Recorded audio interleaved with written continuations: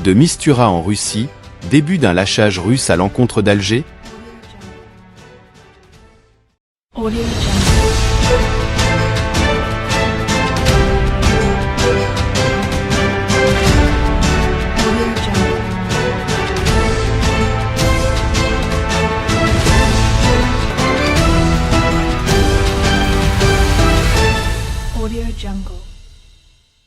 La visite de l'envoyé personnel du secrétaire général de l'Organisation des Nations Unies au Sahara marocain a été l'occasion pour Moscou d'exprimer des positions plutôt favorables aux thèses du Maroc en ce qui s'agit de son intégrité territoriale.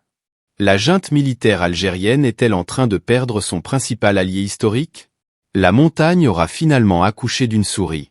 Couverte dans le menu détail par la machine de propagande algérienne, la visite en Russie de l'envoyé personnel du secrétaire général de l'Organisation des Nations Unies au Sahara marocain, Staffan de Mistura, n'aura, pour le moins, pas tenu toutes ses promesses pour Alger et ses protégés du mouvement séparatiste du Front Polisario.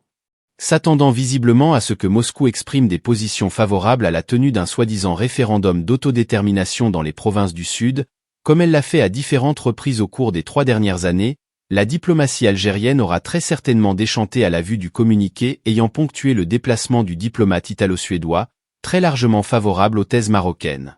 Publié au terme de l'entrevue qui a été accordée par le ministre des Affaires étrangères russe, Sergueï Lavrov, à Staffan de Mistura, le document, que l'on doit au service de presse du ministère des Affaires étrangères russe, a ainsi totalement fait l'impasse sur la possibilité d'une consultation référendaire, s'attardant plutôt sur la relance du processus politique. Ce qui, en fait, met directement en porte-à-faux l'Algérie, car c'est elle qui, depuis octobre 2021, refuse tout bonnement de prendre part aux tables rondes inaugurées en décembre 2018 par le prédécesseur de Staffan de Mistura, à savoir Horst Köhler.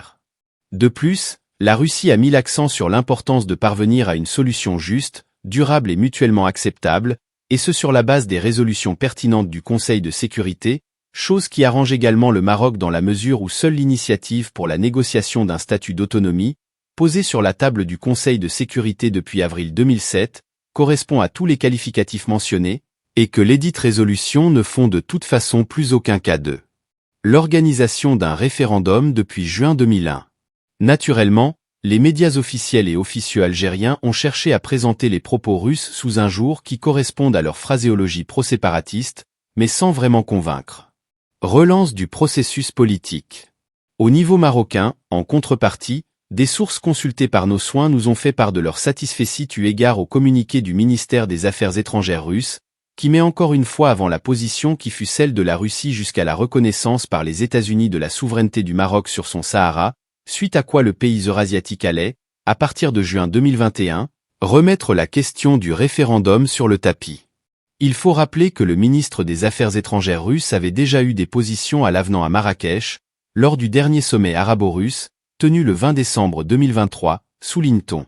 Quant au choix de Staffan de Mistura de faire un crochet par Moscou, il est considéré comme normal du fait du statut de membre permanent du Conseil de sécurité de la Russie, contrairement à l'Afrique du Sud, où le concerné s'était rendu le 31 janvier 2024 sans l'aval de la partie marocaine alors même que Pretoria est sans doute actuellement, avec Alger, la capitale la plus hostile à l'intégrité territoriale du Maroc. On ne mélange pas les torchons et les serviettes, commente-t-on.